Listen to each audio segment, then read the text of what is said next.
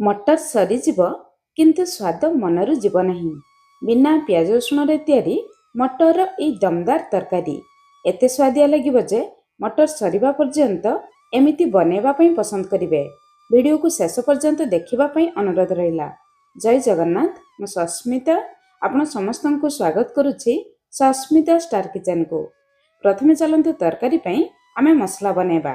मसला पई एठमु नेछि 1 इंच रो अदा, राग पई 2टी कंचा लंका, ता सहित गोटे बड़ साइज रो देसी टमाटो, ता सहित बेस किछि धनिया पत्र नाड़। प्रकृत रे धनिया पत्र अपेक्षा नाड़ रे बेसी फ्लेवर थाए। गोटे छोट चमच कंचा धनिया, आधा छोट चमच कंचा जीरा, ता सहित देबा आधा छोट चमच कंचा पानमधुरी। जेहेतु बिना पियाज रसुण तरकारी अल्प पानमधुरी देले तरकारी रो बास्ना टेस्ट बहुत बढ़िया आसीबो। जदि थिबो निश्चय देबे। ता सहित गोटे गुजराती, 3टी लवंग, छोट खंडे दालचीनी, 8-10टी गोलमरिच। आपण चाहिले एतिकी मसला दे ई तरकारी को बनै परिबे, किंतु तरकारी रो टेस्ट बढ़ेबा पई गोटे बड़ चामच कोरा नडिया देबा। खंड नडिया भी दे परिबे। अल्प नडिया देले ई तरकारी रो टेस्ट बहुत बढ़िया आसीबो।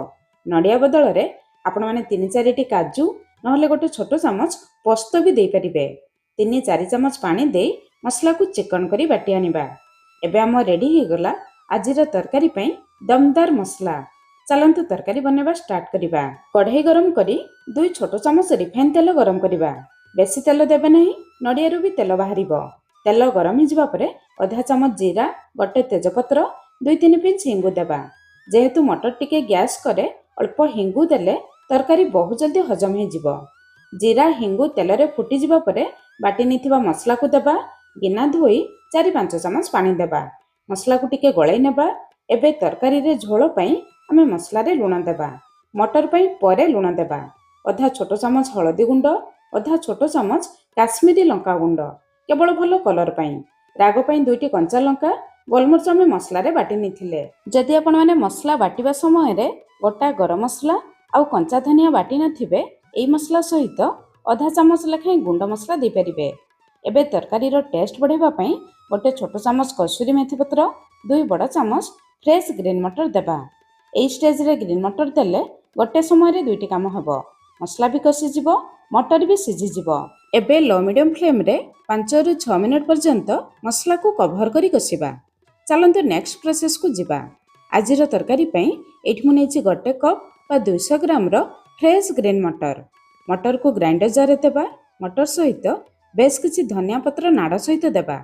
प्रकृत रे धनिया पत्र नाड़ रे बहुत बढ़िया फ्लेवर आसे। ता सहित आधा इंच रो अदा, गोटे कंचा लंका देबा।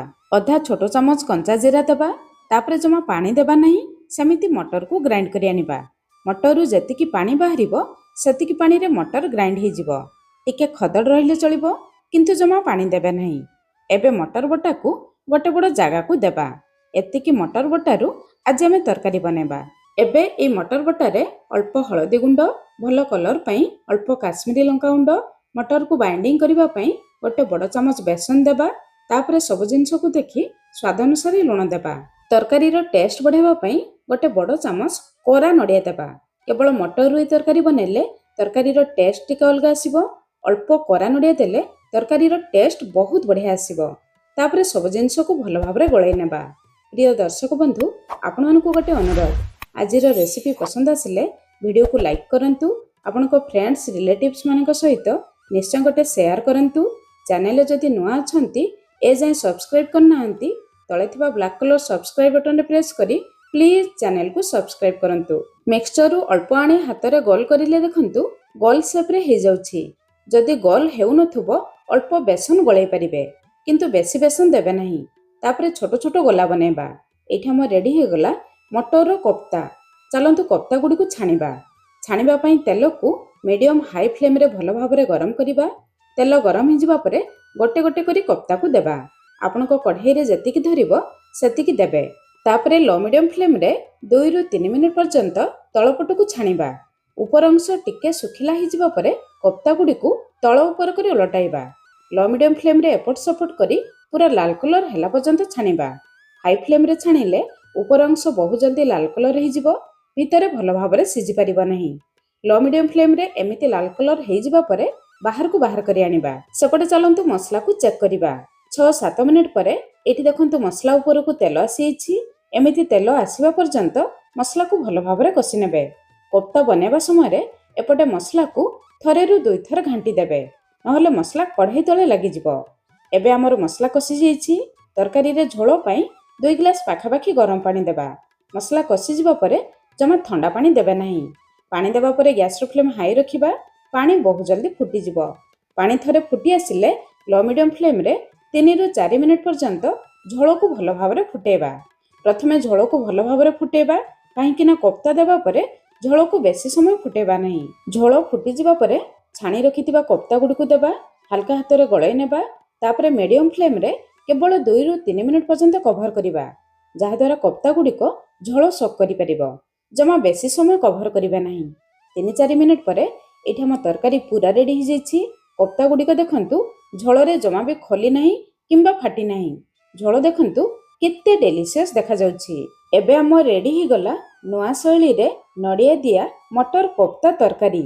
ମଟର ସରିବା ପୂର୍ବରୁ ନିହାତି ଥରେ ବନାନ୍ତୁ, ଆଉ କେମିତି ଲାଗିଲା ନିଶ୍ଚୟ ମୋତେ କମେଣ୍ଟସ୍ କରି ଜଣାଇବେ। ତାହେଲେ ଆପଣଙ୍କ କମେଣ୍ଟସ୍ ଅପେକ୍ଷାରେ ଆଜି ପାଇଁ ରହିଲି। ପୁଣି ଦେଖା ହେବା ନୂଆ ରେସିପିରେ। ଧନ୍ୟବାଦ।